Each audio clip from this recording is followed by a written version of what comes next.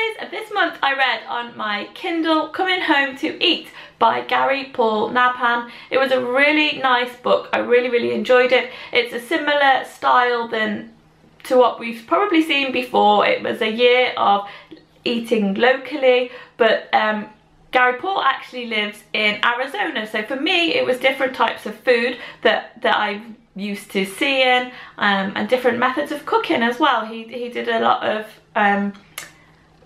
cooking and foraging in sandy places, which is totally new to me, so that was something that I really enjoyed. It kind of takes off at little junctures, and he tells you about local food histories and problems that have come about and conservation projects that he's worked on before to do with wildlife. So it's got food at the core of it, and then it kind of circles out to the whole spectrum of things that food covers.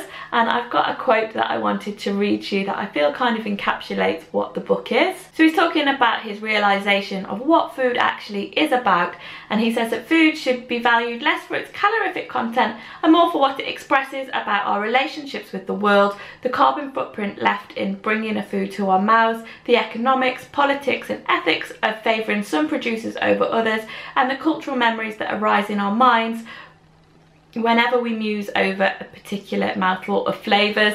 And we all know food is so evocative, and there's lots of short stories that he shares in the book about his relationship with food and foods that he remembers, and his mother cooking for him in childhood. It's just a really nice exploration of food and what it means, not just to him, but what it means to his community in general, and how some traditional processes of making food are being lost, and how he tries to go back and capture them, and the struggle that it is to pick things from local producers, and explaining why he's doing that to other people.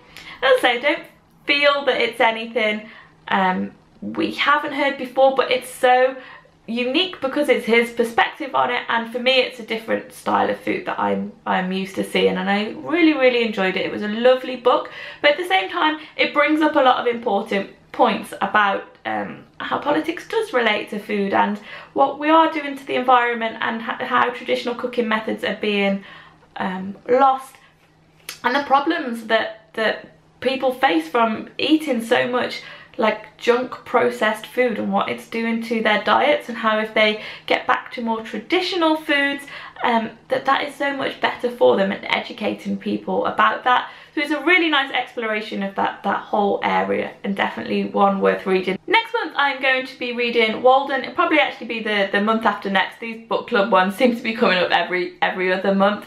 The reason for that is I've seen loads of through quotes, and they all seem to go back to Walden. I always think that those quotes are really inspiring, so I thought I would get down to the original, the nitty-gritty, and find out a bit more about what that's all about. So do join me in reading that if you haven't read it before, or maybe give it a little bit of a refresher if you have.